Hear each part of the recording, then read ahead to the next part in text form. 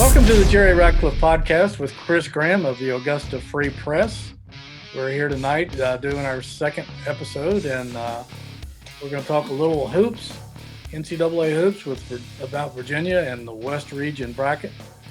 And I can't think of anybody that I know that knows more about college hoops than the guest we're going to bring on in just a second. While you and I are usually sleeping in the past couple of months, this guy is watching UCal, Irvine, and Oregon State, and Drake versus Northwestern. Somebody I don't know. It's I don't think he skips a beat. He knows every roster in the country.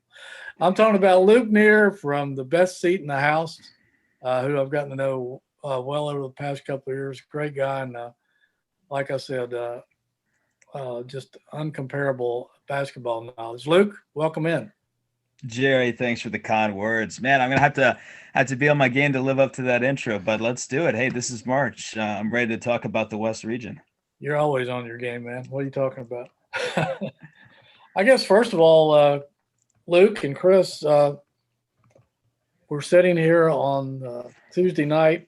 I guess Virginia has until 11 o'clock tonight to meet the final NCAA protocol in terms of COVID, and to see if, and to at least say that they'll be able to field the team. Scary moments from Greensboro when they found out that they had a positive, until I guess Tony kind of soothed everyone's nerves a little bit the other day during his press conference Sunday night after the bracket was announced, just saying that they hadn't had any more positive tests since then that we're aware of, and that his team is in quarantine, and knocking on wood, they might be able to even practice Thursday before they head to Indianapolis. Both you guys, what do you think this does to Virginia's psyche? Is it going to be is it going to be an obstacle for them to overcome to get ready for an NCAA tournament game? Yeah, let me give the funny answer, then let Luke give the good answer. My funny answer is, am I the only person in this group that hates seeing Eric Bacher's email come up in your email box? Because until 11 o'clock tonight, I'm going to assume if I see his email, it's going to be something bad. So after 11 o'clock tonight, Eric, send the emails out, including the rowing ones. Gosh, you're on pins and needles until then, right? Yeah. What do you think, Luke? Yeah, no doubt. But after hearing that they got through the first round of testing, that sort of soothed my soul. And I think there's a will, and I think there's a way in these type of stakes when you're considering Virginia still the last team to hoist the trophy. They won them in the tournaments. Everybody's been breaking down region, game by game, team by team. The last thing you want to do is have a team bow out. And I think they're going to do anything possible to get at least 5 players or more there. And it seems like Virginia's going to have a full ship. That's just what I'm hearing. I don't know about you guys.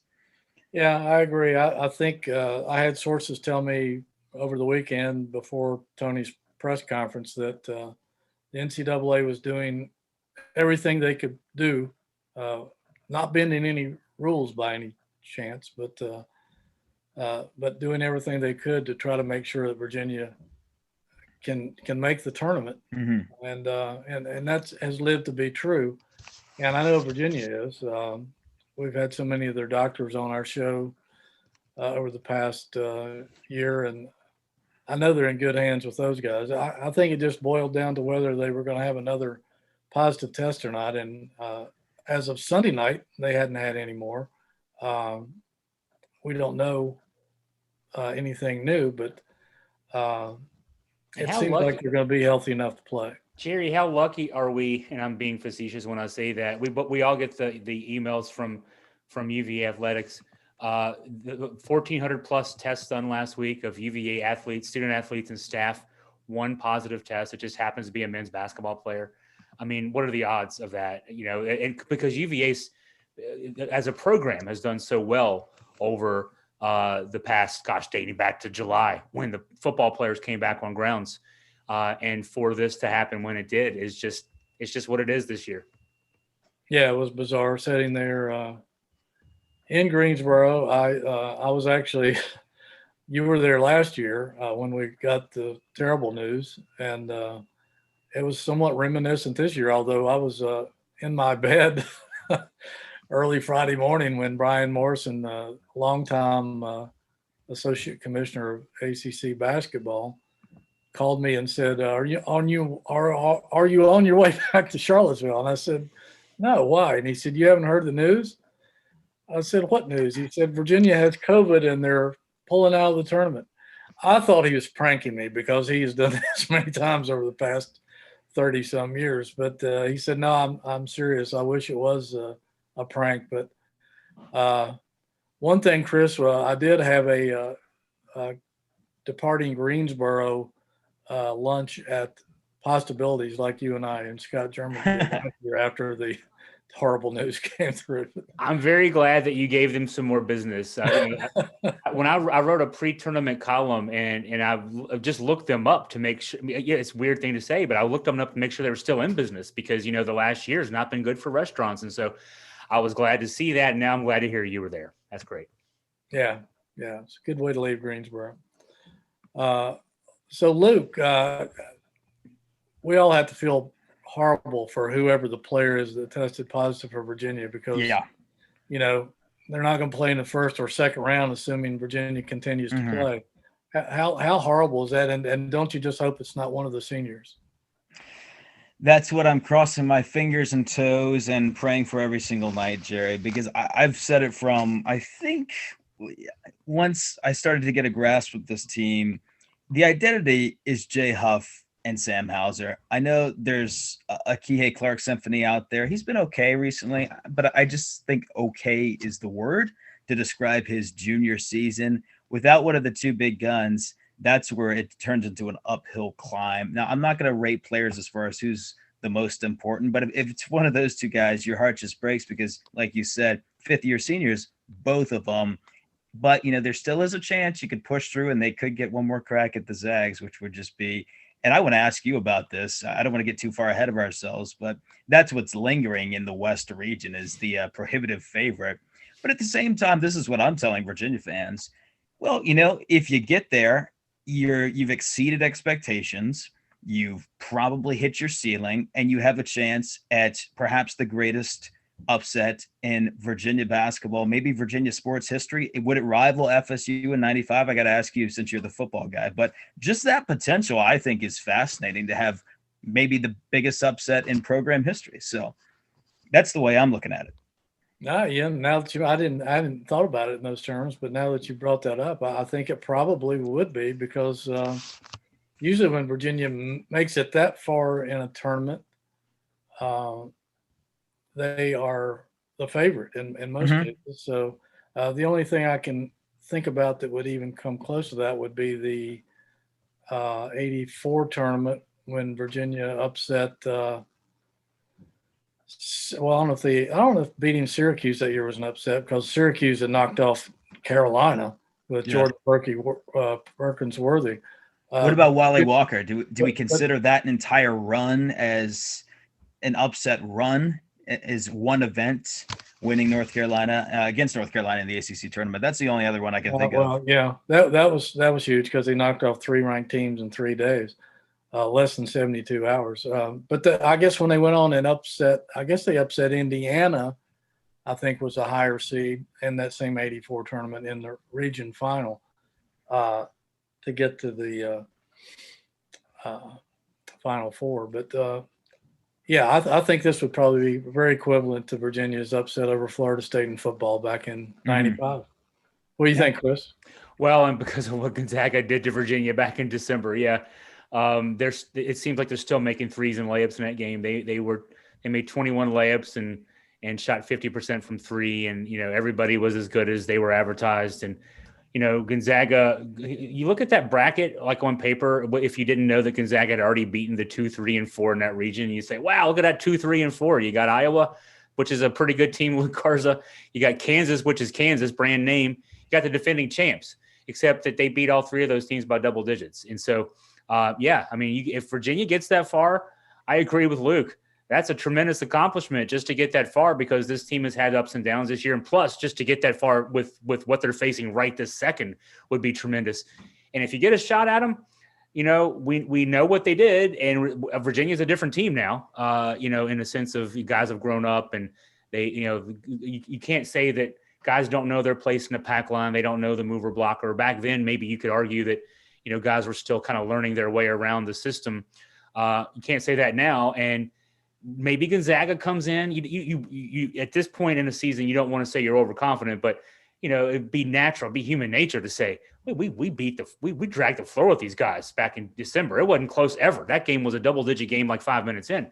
So it'd be human nature to let Virginia in the game a little longer. Mm-hmm. And you let this Virginia team in the game a little longer, the way they can shoot threes. You don't want to do that. So you get that far. I think we'd all take a Gonzaga matchup, win or lose. Yeah, no question about it. And I know Virginia's the 4th seed and they're coming off a pause and all that stuff, but it's been my thoughts over my career, guys, that the NCAA tournament is kind of a different animal. And while there's going to be exceptions to what I'm about to say, I think for the most part, when you're playing in your conference, they know what you had for breakfast. I mean, they know everything about your team, your strengths, your weaknesses. That's a great point. Yeah. NCAA, it's not quite that way. It's one thing to see it on film. It's another thing to run into the pack line in person or to face, a pretty decent offensive Virginia team, assuming everybody's clicking on all cylinders. And I think Virginia has a little bit of advantage over at least teams seated lower than they are, maybe even some higher than they are in that manner. And I agree with you too, Luke. I think that's Gonzaga is that carrot dangling out there as an incentive to make it for a rematch. What do you guys think about all that? Well, I like what you brought up as far as Virginia performing well against teams that they should defeat. This has been the taking care of business team all season long, with the lone exception being NC State. And if you track all the way back to the San Francisco game, that's the only other instance where they did not come through as the favorite in a game. The problems they had were reaching up. Virginia Tech on the road. I'm not as big of a VT guy as most of the college basketball community, but I mean, they're still an upper tier ACC team and they're playing at home. So that's one that comes to mind. Florida State on the road is another one which comes to mind, where they were unable to reach up and, knock off a team who was probably favored against them, but they took care of business all season long. So that's what gives me a little bit of confidence in this Ohio matchup. And everybody's going to do the X's and O's and, Preston is going to do wonders against Virginia's backcourt. I'm not saying he won't, but I do think Virginia is going to score in this game. We can get to that matchup of the backcourt versus Preston in a little bit, but I'll toss over to Chris for any comments to add. Yeah, I'll agree. And I agree, Luke. I think that's great. And we'll talk Ohio in a bit and break that team down. To Jerry's point, I've always equated playing Virginia, especially like Jerry said, the ACC teams know, even those who know still can't often play well against the pack line. But those who the pack line defense is used a lot in college basketball, more anyway than it certainly had been. Dick Bennett made sure of that with those VHS tapes he used to sell back in the 80s. Right. But the way you can learn the pack line, or you can have it in your DNA, and obviously Tony has it in his DNA. Playing Virginia's pack line is like playing. We can. I'll give this analogy. Georgia Tech, when Paul Johnson was there, the triple threat option. They run that 365 days a year. You play against it 1 week a year in practice. You've got your scout team out there. You've got some guy, probably a defensive back that played quarterback in high school, running your scout team for a week. And that's what gets you ready for playing the triple threat option that Georgia Tech ran. And that's why they had such success there for a long time with Paul Johnson. You can practice against a pack line defense. You can get your green team to play a pack line defense. They don't play it the same way Tony does. So especially now, so Ohio at least has 4 or 5 days to get ready. Assume a win for Virginia, and then your next opponent only has 24 hours to get ready. That's a real challenge, that second game for that team. So get past the first one, and the second game's even tougher for that opponent. Yeah, I agree. Luke, what about this Ohio Bobcats team? Last time they were in a tournament was 2012. They reached the Sweet 16 and lost to Carolina. They came into the MAC tournament as a 5th seed. Mhm. They upset 3 of the 4 teams ahead of them to win the championship. And they're a high-scoring team. They score, I think, over 80 points a game. What do you make of this team? So they can score the basketball for sure. And heading into the MAC tournament, I actually thought that Buffalo was going to come away with it. And to my surprise, flicking on that title game at halftime, I said, whoa, Ohio is up by 16, 17, 18 points, somewhere around there. And I said, Buffalo will close this gap. They'll get it to single digits and we'll have an interesting 10 minutes. That never happened. Ohio does keep the foot on the gas. They're relentless in their attack and they're relentless in their offense. So they're going to keep scoring the basketball. It's just a matter of Virginia getting stops and scoring back in their face. Now, I do think that Virginia is going to be able to score, and I always favor opponents who are offense heavy compared to defense heavy, because I'd rather not see a slump, especially in the NCAA tournament.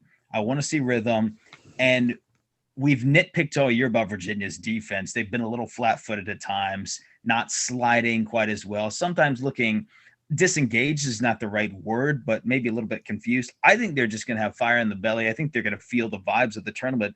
So I think that extra adrenaline actually helps both teams defensively, and I think it really helps Virginia. So that's what I'm seeing initially. If we want to talk about Ohio's personnel, you do have to start with Jason Preston, who, just lit up Illinois in that game all the way back in November. Watching that game, he was getting to his spots. He likes the elbows. He can shoot over players. He's very deliberate with his pace. A little like Ty Jerome and London Prentice. Tony Bennett actually really compared him to Ty and said he is Ty recently, the other night on his coach's show. And I can see that. So that brings me to one conclusion. Reese Beekman really needs to show up at Assembly Hall, because I don't see Clark checking Preston. I think that he'll have some time on him just to get up in his grill. But you remember what happened in the 2019 ACC tournament semifinals, where MJ Walker was shooting in the mid-range over Clark over and over and over again. And I think that will be Ohio's strategy when Preston has the ball. What do you guys think? Yeah, you look at his numbers. When you look at his numbers on Synergy, he's so good. And they're also surprisingly a team. When I looked at, I try to break things down using the Synergy categories. They go inside a lot, but they do it in different ways. Kind of like maybe in a way like Virginia does, with a lot of dribble penetration. But they're really good inside. 26.7% of their offensive possessions are inside. They're a really good offensive rebounding team. That's something to watch out for. They're not as good on post-ups, but they get a lot off of their dribble penetration and cuts off of that penetration, and then offensive rebounds. Preston is so good on spot-ups. He's a lead on spot-ups for a guy who's as good with the ball as he is too. And Roderick and Sears as well. They're actually excellent on pick and rolls. That plays into Virginia's hands, I think, to a degree. With the hard hedge, Virginia's defense is built at taking teams pick and roll away. And so, they're also excellent at transition, but they also don't run it a lot. Only 15% of their possessions.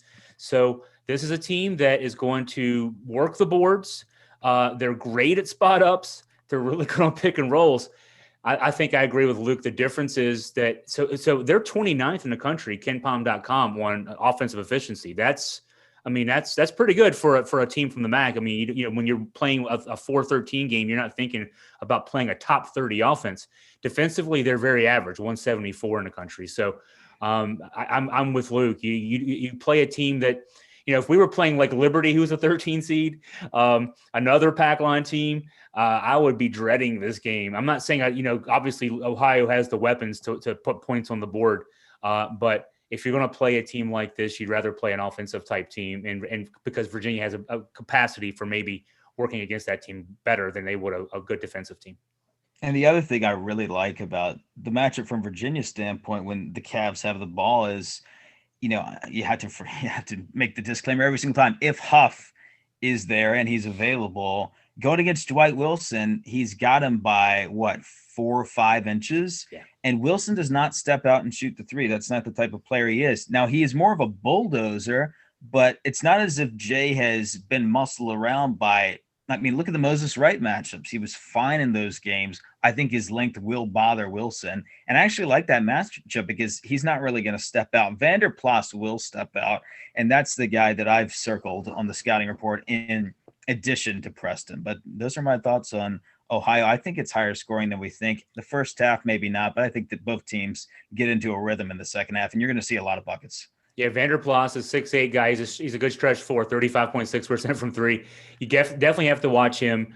Sam's going to probably have his hands full there, but then Sam will make him think about it on the other end as well. But that's a good matchup. I assume Vander Plas and Sam we'll see a lot of each other. And yeah, Wilson. I mean, we say this every game. We don't need to put this on Twitter, Jay. Just stay out of foul trouble because they're going to pound it. They're going to try to pound it inside early and try to get fouls on Jay early. That's what everybody does. But they've got a guy there in Wilson who can do it. He pounds the boards on the offensive rebounds. He's someone to watch on those lane cuts, those cuts in the post when they dribble drive in. But if you can stay out of foul trouble on Wilson and just stay in the vicinity of Vander Plas, the 4 or 5s should go Virginia's way. And maybe Mike Huff should send Jay another email about how this team is planning to get him. Their whole game plan is to get him in foul trouble like Carolina did. If I need to put it on Twitter so that Mike can then have to send the email, I'm willing to take the bullet there. Those are the tangibles. How about these intangibles? How much do you think Virginia is going to be emotionally fired up to play for the missing guy so that whoever that person is will be able to have some NCAA tournament experience this year? And how much does being the reigning champion still from 2019 play into their psyche, or does all that just disappear once the ball is up in the air? I think that there's certainly an element of the champ and the fact that they had to earn their way in a lot of ways. I mean, this past week, you're going to have some caged animals being unleashed, maybe to a degree. Literally sitting in your room for a week, being let out to go shoot, and then you get a chance to go play the games. I mean, if you needed a reminder that this is something that you had to really earn, this week has been a reminder for this Virginia team. And Tony's 5 pillars include the thankfulness, and he talked about that in his Zoom with reporters Sunday night. If ever a team is thankful for the opportunity, it's this Virginia team. And they're playing some of their better basketball, not best, but better basketball of late. The Louisville win, I was impressed by, going there on the road with a championship on the line. They certainly didn't play great in the first 10 minutes of the Syracuse game. Syracuse had 24 points. I even said out loud, man, they're on pace to score 100. And, clamped down enough and got the offense going and was able to win that game with a nice offensive flurry late. And so they haven't lost for a while, at least a couple weeks. And they've been punched in the mouth. Florida State did that. Certainly that 3-game losing streak. Virginia Tech back a month ago plus did that. But no, they're this week might be motivation for them. Not that they needed it necessarily. When you're the champs, you have the target on your back, but they've got even more motivation now. What do you think, Luke? Well, I tend to think that they're going to be ready to roll in an underdog role. If you listen to the pundits out there, everyone's on Ohio, and rightfully so, considering the number. The number started at 10, which is ludicrous, and I think it's dropped down to +7 right now, which makes a little bit more sense. I still think it's a close game. However, what does Tony Bennett enjoy more than anything? An underdog, a title fight, being an underdog. He loves the Rocky.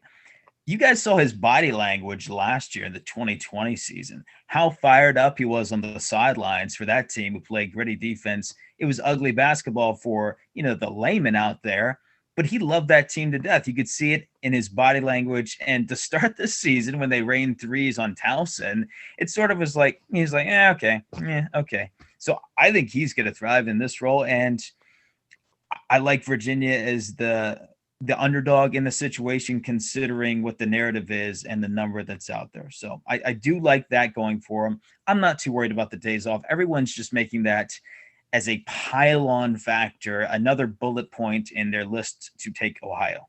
So I'm not as concerned as everybody else is about the lack of practice. Yeah, I agree. I mean, they've practiced since, gosh. These guys know how to play basketball. That's all I'm saying. Absolutely. And, they are getting up shots in isolated situations. They're being allowed to do that. And their conditioning, I'm sure Mike Curtis is all over that. So, And your scouting reports, when you get you'll say, oh, here's what Ohio does, and they'll just equate it in their mind, whatever it equates to. This reminds us of what NC State does. This reminds us of what North Carolina does. You do that anyway at this stage of the year. Right. And so, yeah, I'm with you guys. I'm not so worried about that. In fact, I mean, let's look at it as a possible advantage. Less wear and tear on the legs. They didn't have to play 2 extra games last week. The team that won the championship in 2019 lost in the semifinals in Charlotte on that Friday night. So, and I've looked at the last 3 ACC teams that went to a national title, all didn't win the ACC tournament on their way there. So, maybe there's something about that too. It's nice to have fresh legs. That's for sure. Mm-hmm. All right. Assuming that Virginia gets by the Bobcats, and I'm going to assume that they are. I think you guys are with me on the same page. The winner of the Creighton UCal Santa Barbara game awaits. We know a little bit about. I'm assuming that Creighton is going to win that game. They're 20-8. Brian O'Connor's alma mater out there, and a good Big East team, but they got hammered by Patrick Ewing's team in the Big East finals. It's kind of interesting that they're only 3-2 after Greg McDermott, their coach, was suspended for a game for an insensitive racial comment after a loss. They're kind of on the small size, which I think could favor Virginia. They're a good 3-point shooting team. Well, give us a little more detail, Luke. You probably watched these guys 20 times this year. So at the beginning of the year, I was a leader in the Creighton camp. I had them preseason top 10. I had them as high as 6. And they've been a disappointment from day one, from them losing at Allen Fieldhouse when I thought that they had more firepower. And the number one reason is Marcus Zegarowski has not been the same player compared to last year. A lot of that is injuries. A lot of that is chutzpah. He's not shooting as well. He's not as dominant. And second of all, Creighton, they just have multiple personalities. That's why this is such a bizarro matchup for me, the 5-12. Generally, it's the 12 team who's very erratic and can go in either direction. Either they're going to be hot as the Dickens or they're going to get blown out of the gym. This situation, UC Santa Barbara is the reliable team.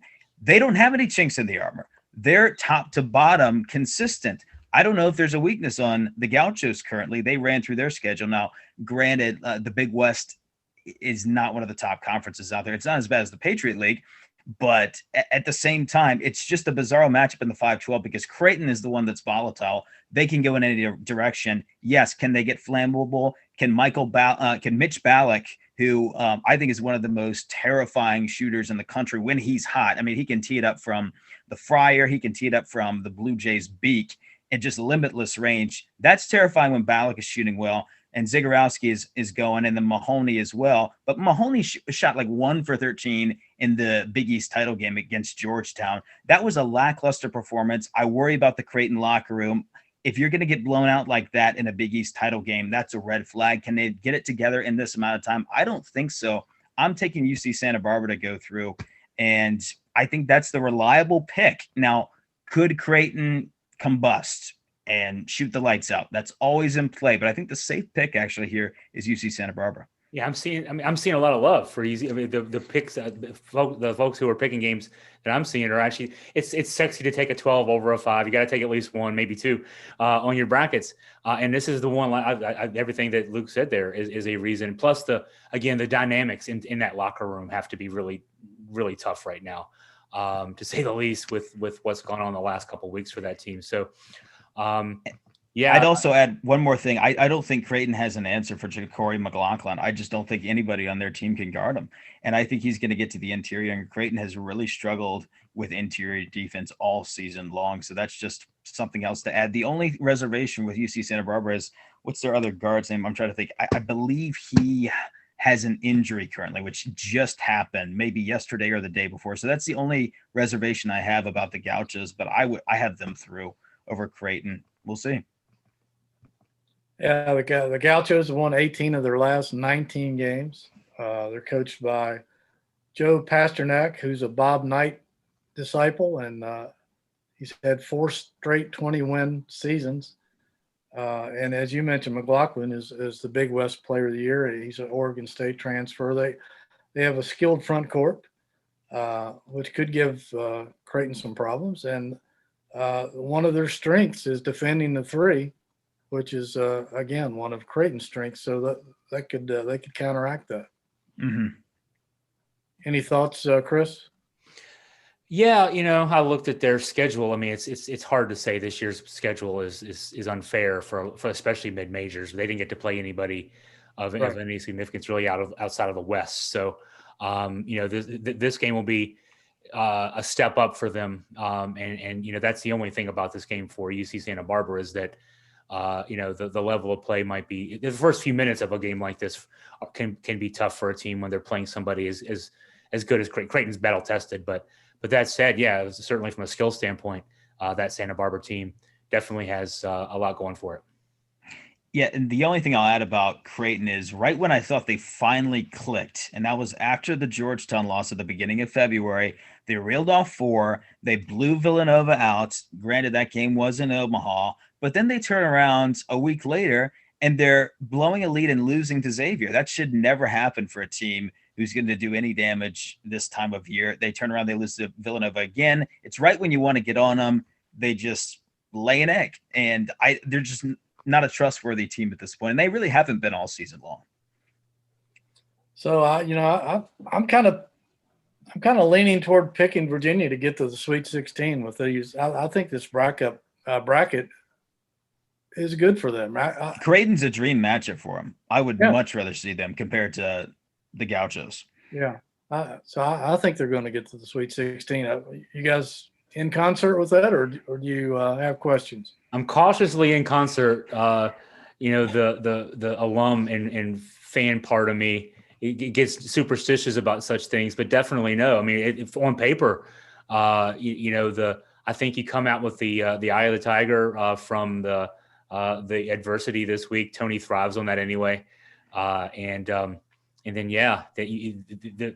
if the result for Virginia fans this weekend is another game with Gonzaga, then we just see people going apoplectic over having to play Gonzaga again for a few days leading into next week. I'm still a little pissed off that Sam Hauser wasn't ACC Player of the Year. I never even thought Moses Wright was a candidate, but that's me. I just think people are down on Virginia for just because they had that 3-game slide. I think this is a really good basketball team, and I think they're going to show it. Thoughts? Yeah. I think chips on shoulders, definitely, from the snubs, perhaps, from not being able to finish out whatever the run could have been in Greensboro. Jerry, I'm feeling a snub. I was so offended by especially the Moses. Well, actually, the Moses Wright and Jose Alvarado votes both. That I'm questioning whether or not I vote in things anymore because I don't know how seriously people take them if the results are what we've seen. How about you, Luke? Yeah, preseason, I just wanted to nail the Player of the Year, so obviously I'm a little biased, and I had Sam as my preseason Player of the Year, and I thought he was going to get it. I don't know if everybody just did their homework and didn't watch the final day of the season. That's why I encourage people never to fill out of the ballot until that final whistle at the last ACC game on Saturday before you head to the ACC tournament. But I guess not everybody's in that train of thought. I think you're right. I know I always wait till the last minute. I'm always been accused of procrastinating. Almost didn't get my vote in time, but and I know, Jerry, you're old school, and I am too. I'm a young man, old soul. That's what I say. But best team, best player when it's close has to be the trump card, right? Well, Dean Smith used to say year after year, to the victor goes the spoils, and quoting Julius Caesar. And I agree with that philosophy. I did it from a metric standpoint because I consider I pretend to be a metrics guy, at least. I mean, I try to be. And I actually had Jay Huff as my player. I didn't get to vote. I wasn't the one guy who voted. I didn't have a vote in this time.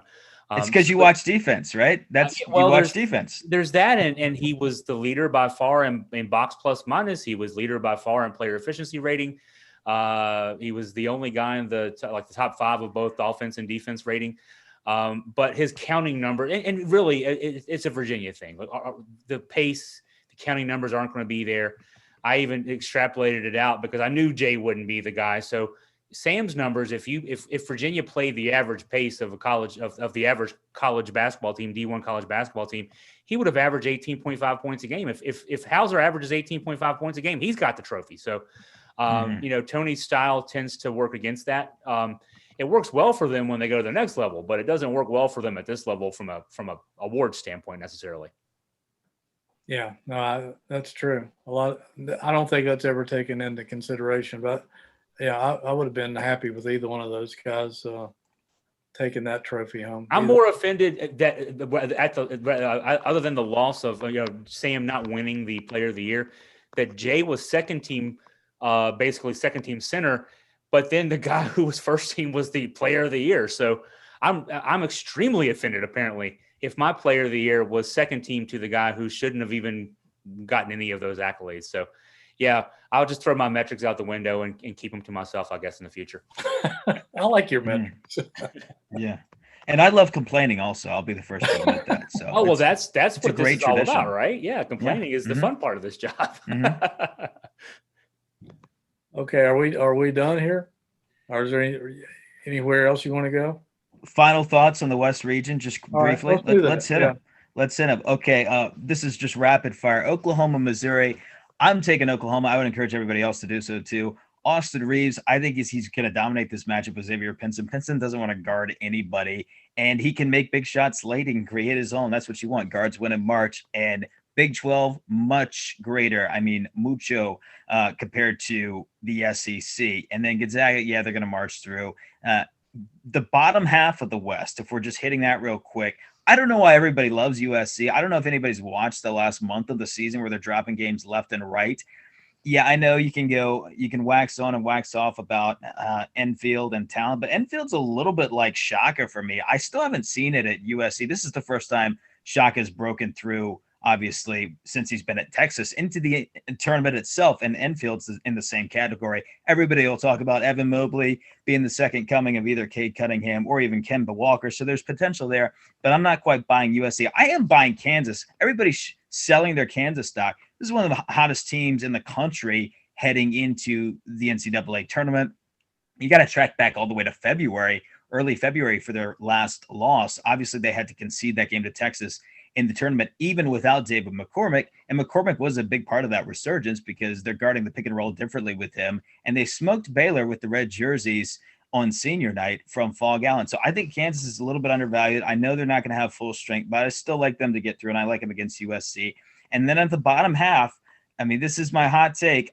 I'm joining forces with a lot of other people who have watched a lot of Iowa basketball. I'm not going to go as far as to pick them out against Grand Canyon, but I'm considering Oregon over Iowa if they see him in that round, and definitely whoever gets out of Kansas and USC to take down Iowa. So I don't think they show up in the Elite Eight, but Gonzaga wins the West. Those are my culminating thoughts.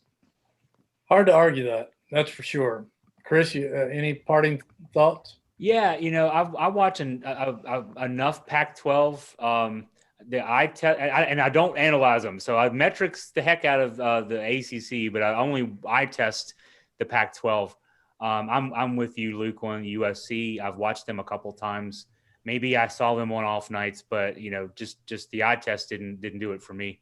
And I did get to see the Pac-12 tournament this past weekend, and Oregon. I know they ended up I guess not getting through, but we saw that team a couple years ago, the program a couple years ago, and they Dana coaches in the tournament. Yeah. Let's just look at his track record, getting to the Final Four with Brooks, and he gave the 2019 title game a heck of a fight in the Sweet 16, a heck of a rock fight that was. And I think with Peyton Pritchard last year, they were at least going to contend for an Elite Eight or a Final Four. So yeah, my money's on Dana. Yeah, I'm just impressed. Even though it was 2 years ago in a slightly different group, I definitely am impressed with what they do at this time of year. And so, if we get that far and it's Oregon and Kansas and Virginia, Gonzaga in a regional semifinals, that's not a bad regional semifinal, certainly. Yeah, it'd be some interesting TV for sure.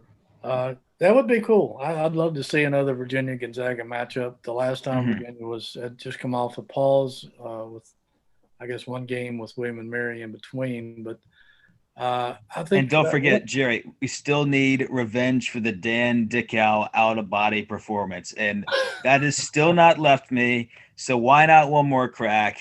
Why not one more shot? Who cares if you're a 12-point underdog? Zags and Who's would be fun one more time. I think that 2002 game in Memphis left a scar on everybody's soul for one reason or the other. That was just a terrible situation for Virginia. Why Virginia was seeded 5 against a 12 Gonzaga who had been in the Elite Eight the year before.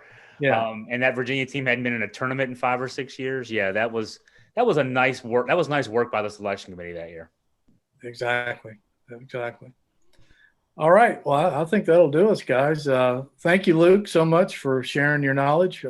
Again, every time we talk hoops, I'm blown away by the storehouse.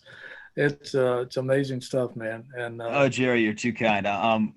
Enjoy March, everybody, and circle the wagons, UVA fans. That's the best advice I can give right now. It's sort of an interesting spot to be in, and none of us envisioned this all the way back in November, but it's exciting. It's a storyline, and I'm anxious to witness it. At least we're going to have a NCAA tournament, Chris. We get to have a tournament, Friday. Thursday. With putting on, I kind of like the schedule actually, and I wonder if they'll keep it in the future. But having the first 4 on Thursday, and then moving the start of the big games back a day, it leads to a nice 4-day weekend, maybe a 5-day weekend for us also. Every day as is, but man, this year. Don't anybody whose employees are supposed to be working from home on Friday, just don't even count on it. We're all watching. Don't do it. Just say no. Just say because right now we have been waiting for this for 2 years. So no, Friday's a national holiday. I agree, and I do like the new schedule. I like Friday through Monday. I think that's much better for fans. I think the TV ratings will show that as well. Mm-hmm. All right, guys. Well, thank you so much. Thank all you people for listening, tuning in to our podcast. We're going to have a couple more this week. We're going to try to get Ricky Stokes back on. We had him for our initial podcast last Thursday after the win over Syracuse. We chased him down in Cleveland where he was at the MAC tournament championship. I didn't know it at the time, guys, but Ricky is associate basketball commissioner of the MAC, and that took me by surprise. And so we hope to get him back on because he knows Ohio very well, and he knows. If he'll tell us anything, though. He might not give us any secrets if that's the case. That's true. We might pry it out of him. I got some blackmail stuff on him from back when he played. So we're going to try to have at least a couple more podcasts this week. So look out for us. We enjoy having you listen in.